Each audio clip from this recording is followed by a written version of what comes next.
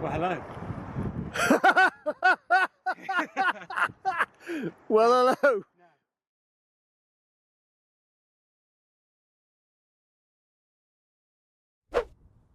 Well, good morning and welcome to another RiderCamTV video. And today, courtesy of our friends here at Damerells, we've got the Honda CB125R to take out. And I'm quite excited. I didn't think I'd get excited about riding a 125, but I love the fact that we're riding loads and loads of different bikes and seeing what they're like. And this is a brand new 2018 model, and Mark's taking out, that you'll see in a later video, its big brother, the 650. But today we've got the 125, and I just wish that 20 years ago, when I was younger, that they had 125s that looked like this, because these look like bigger bikes. You know, they don't look like the tiny little bikes that we used to ride years and years ago. And the styling of it, I just think it's almost like the Suzuki Bandit, the Honda Hornet, you know, that sort of bike, but they're bringing it across into the smaller CC bike. And they've gone for the retro feel, which is really good, with the retro light on the front, all LEDs, uprated forks, you know, all that sort of good stuff. So we're going to jump on this beautiful little thing and go out and see what it does. So starting this little baby up, well, I put my gloves on. It's got the stereotypical or the iconic sound of a one-cylinder engine, but I'm hoping that this is going to be a bit of a surprise, a bit of a fun ride on this beautiful, beautiful Cornish day where we've got liquid sunshine looming or imminent, as always. But we're going to take it out and see what we think. Well, we're on a single cylinder 125R from Honda. And first impressions, obviously this is a 125 and it's going to be quite underpowered for people that are coming from bigger bikes. Now this has got 13 brake horsepower, which doesn't sound a lot, but in a one cylinder I'm sure it will go fine. About 10 Newton meters of torque. It's got 13 litre tank, I think it was. But get this, 136 miles per gallon. It says that you should be able to get out of this. Now 136 miles per gallon, I mean, that's just absolutely incredible. And it's only 126 kilos. Now, courtesy of Damerells, which are great friends of RiderCamTV, we are not going to thrash this bike purely because the roads are wet. The weather isn't that great, but also this is a brand spanking new bike and it's not been on the road until now. So the tyres will be a little bit sketchy until they're put in a little bit. So, on the dual carriageway. So it's good. It's going to take a long time to get to 70.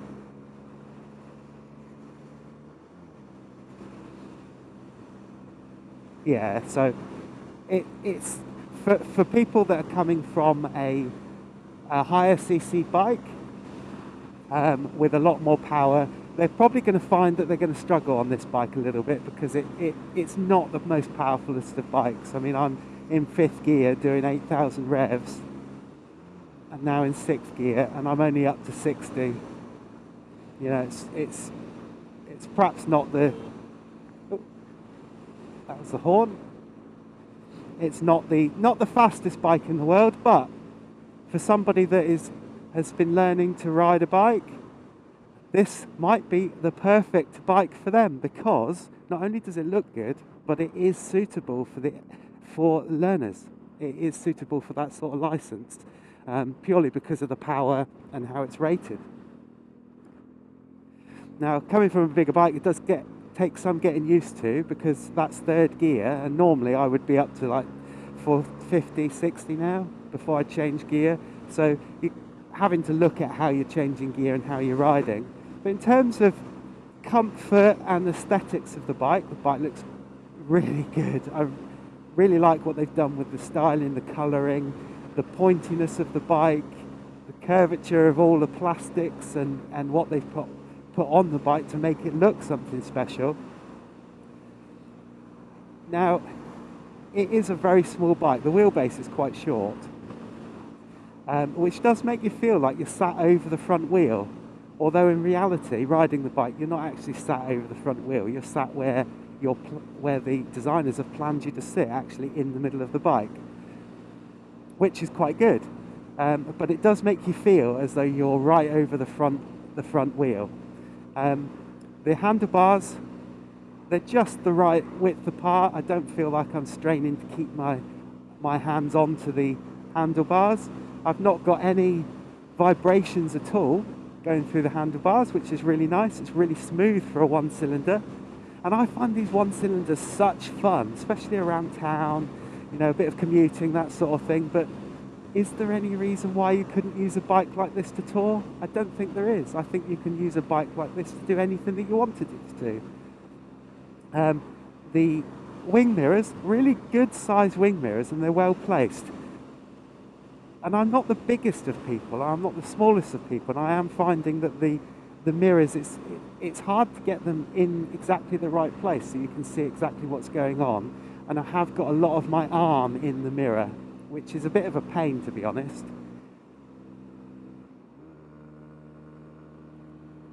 But you can see behind you, so that's the main thing. It's got a lovely little LCD screen with all the information that you need on it, which is great. And it's got LED lights, and strangely enough, it's one of those Honda things where they've got the indicators, almost like the Americans have, with the orange indicators that are on all the time, and then they flash obviously when you want to indicate as to where you're going. The seat, it's quite a hard seat, but you would expect that on one of these bikes. You know, it's quite a hard seat, but I can feel that it's quite comfortable. I'm not sure that I'd want to do a couple of 100 miles in one sitting on the same seat. Now, I thought initially when I got on the bike that I would really be struggling for comfort.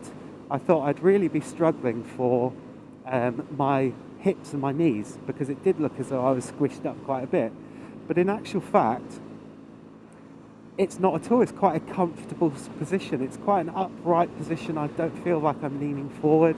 Certainly got no weight whatsoever on my wrists at all. My elbows are quite relaxed.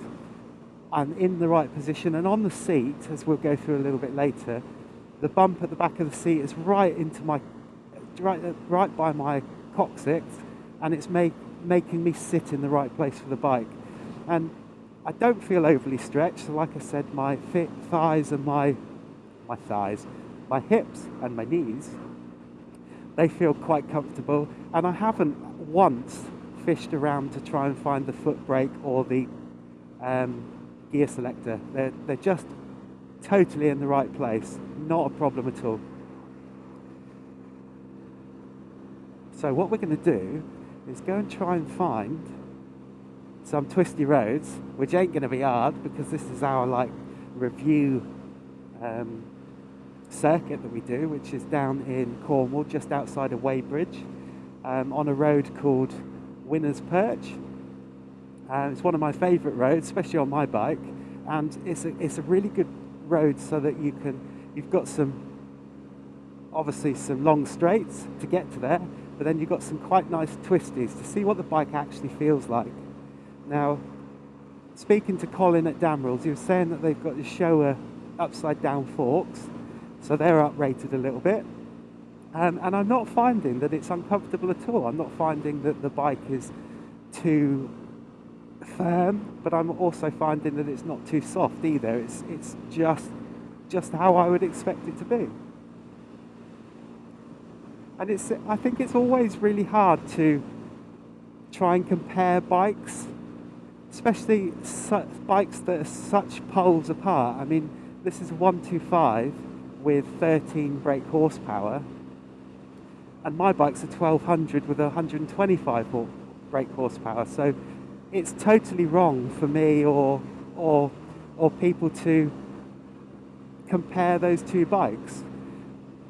And the only reason that I said, it feels underpowered, it only feels underpowered because I've got I guess what you would say you know, quite a powerful bike, you know, that's good for any situation, as this would be. But it kind of it depends on what you're used to. It depends on what you want, and of course it depends on your budget. I mean, this is around £3,000-4,000, so it's not going to break the bank. And I appreciate there's people out there that are quite young that would be looking at a bike like this, and that sort of money is a lot of money for a youngster to find.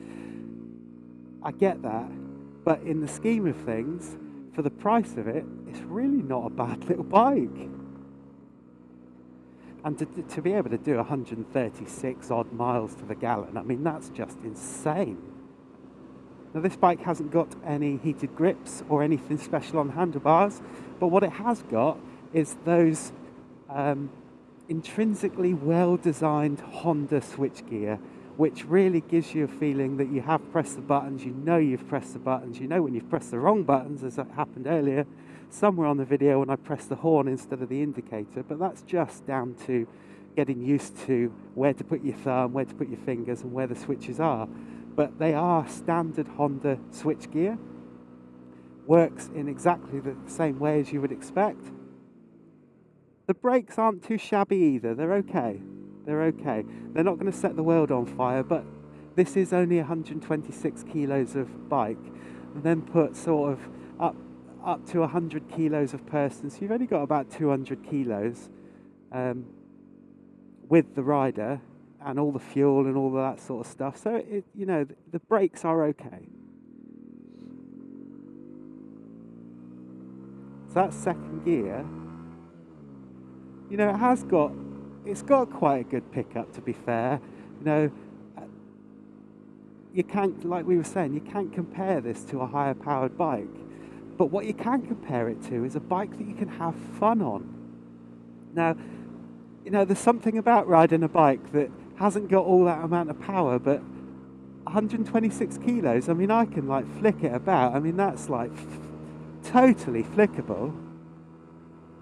You know, and because it's really small, if you've done any advanced riding or when you are riding, to be able to get the view, you can really get close to hedges, you can get close to the white line and not be worried that you're over the white line or going to hit something on the hedge.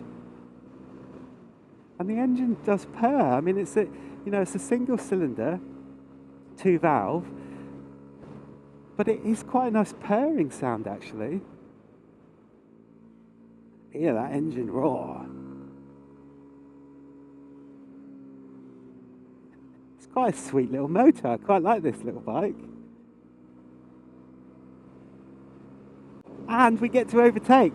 Who says a 125 you cannot overtake something on? Well, you are wrong, because I've just overtaken a tractor.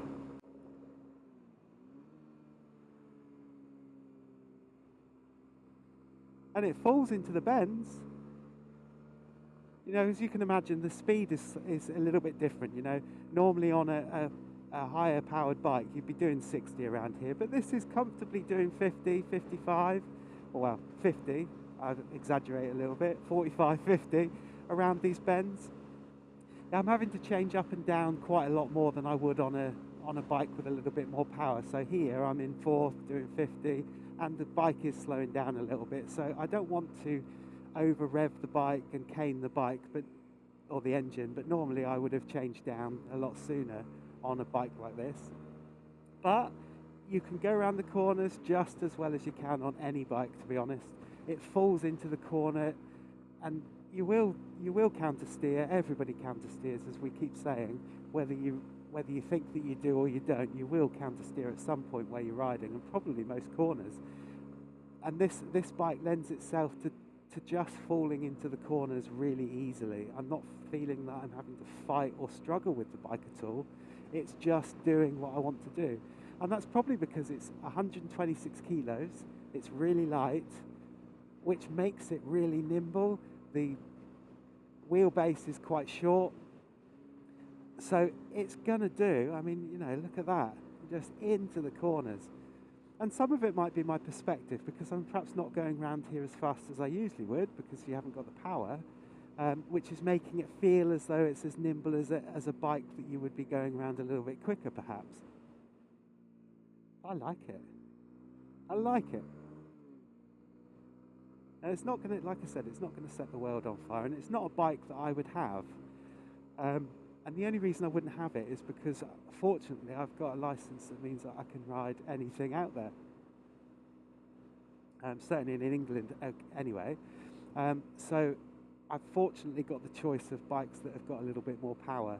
But you know, do you know what? Having said that, if push come to shove, because once motorbiking gets under your skin, it's under your skin. There's nothing you can do about it.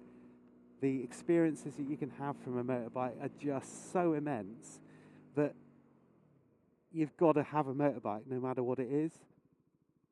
And for the price point, and if I wasn't able to have a more powerful bike, or you know, had issues with money or anything like that in the future, I wouldn't discount this bike. I wouldn't discount a 125. Now, sat here, the fork is very, very spongy, almost like I would imagine looking at a trials bike, you know, that sort of sponginess. However, when you're riding around, there's no dipping on the front. You don't feel that you're out of control, or it doesn't feel like it's too spongy or wallowy. It feels just right. All in all, I think it's a well put together little 125 bike from Honda. Thumbs up to Honda. Well, hello. Well, hello. No, I'm really inspired by this bike. No, only joking.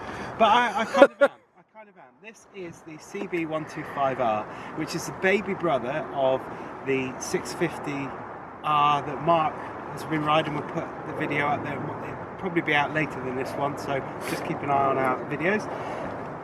The reason I'm kind of inspired by this a little bit is because if I was 17 years old or 18 or was learning to ride, because this bike is suitable for A1 licenses and learners, it looks much bigger and beefier than it actually is.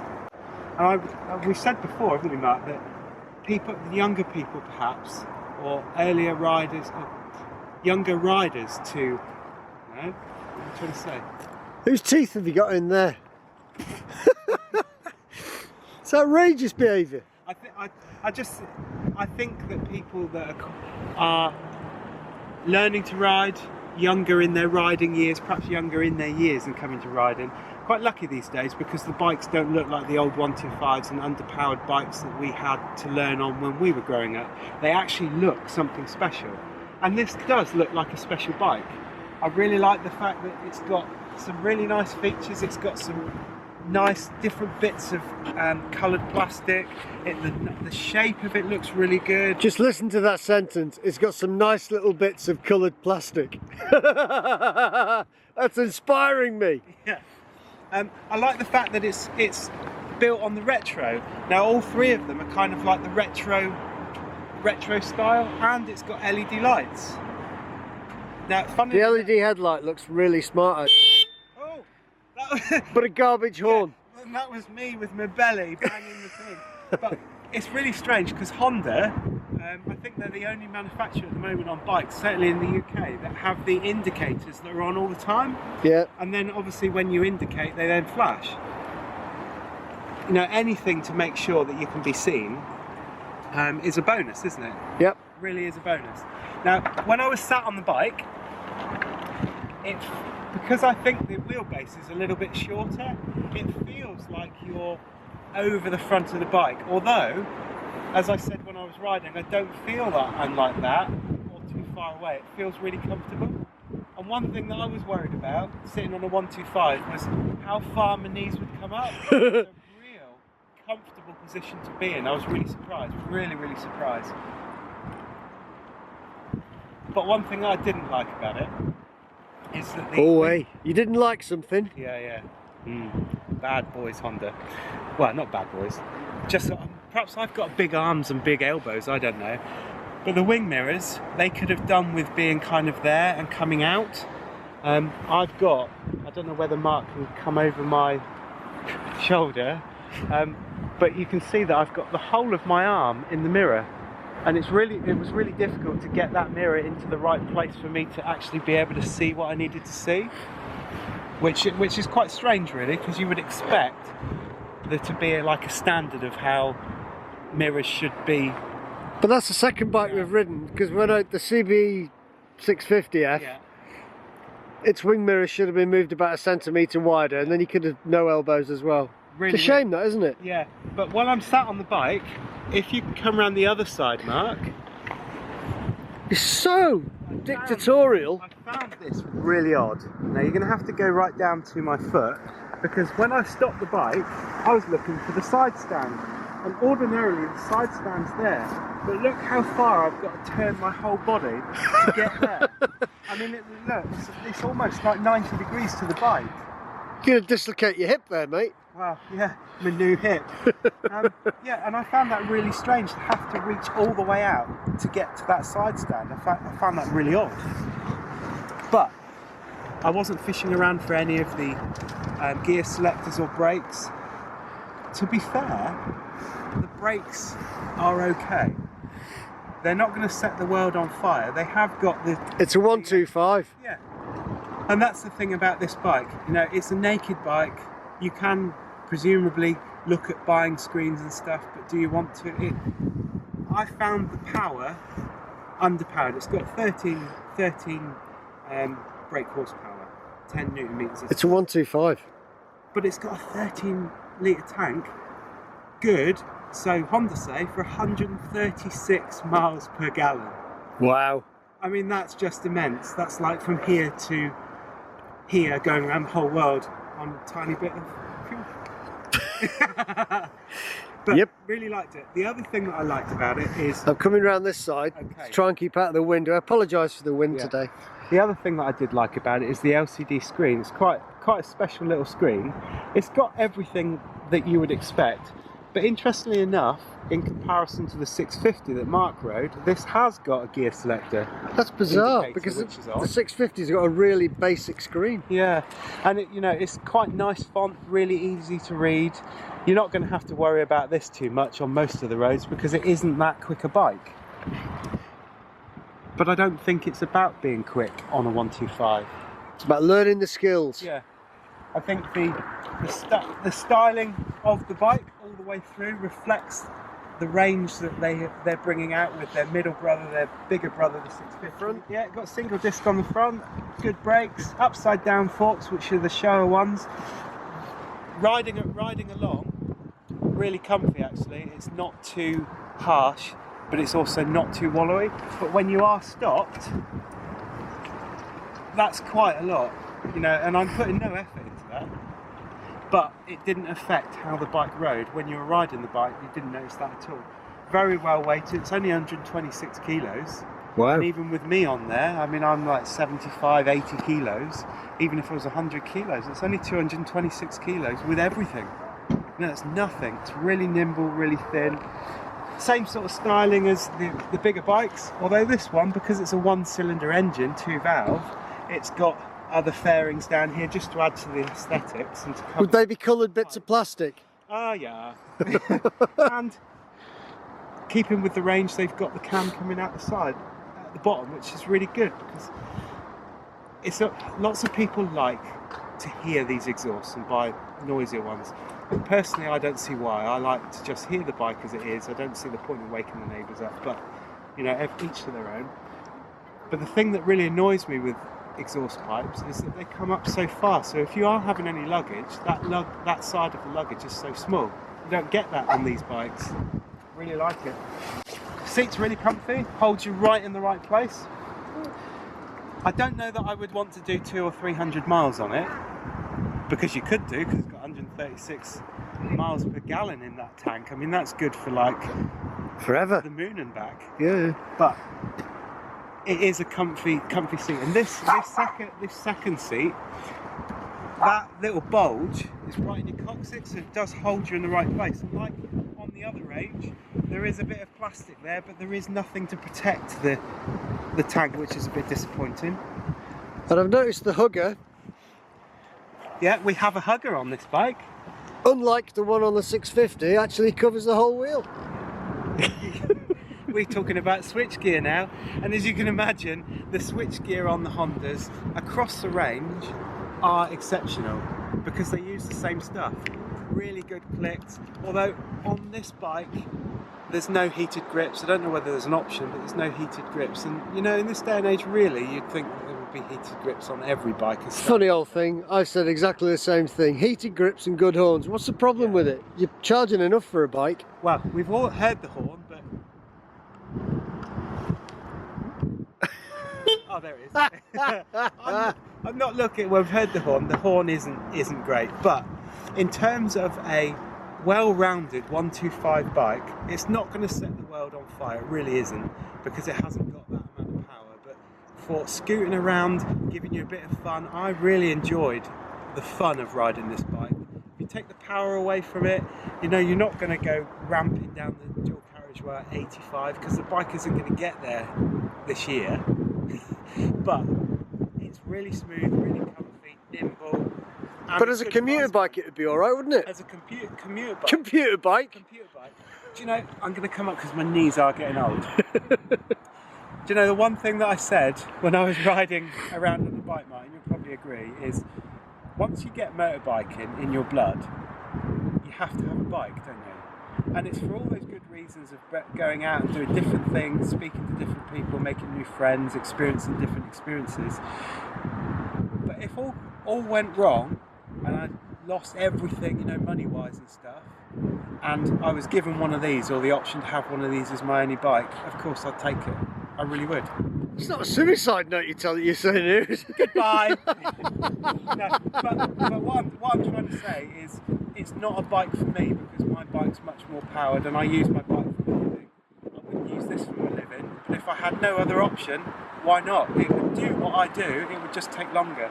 And I can't knock it, because I can't compare it to the bikes that I ride every day, because that would be very unfair. But for a 125, it's not the most exciting 125, but they've done some really good stuff with making it look very retro, making it look like the range of the other bikes.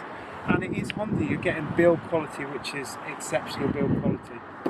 So, thanks to Damerells for letting us take the bike out.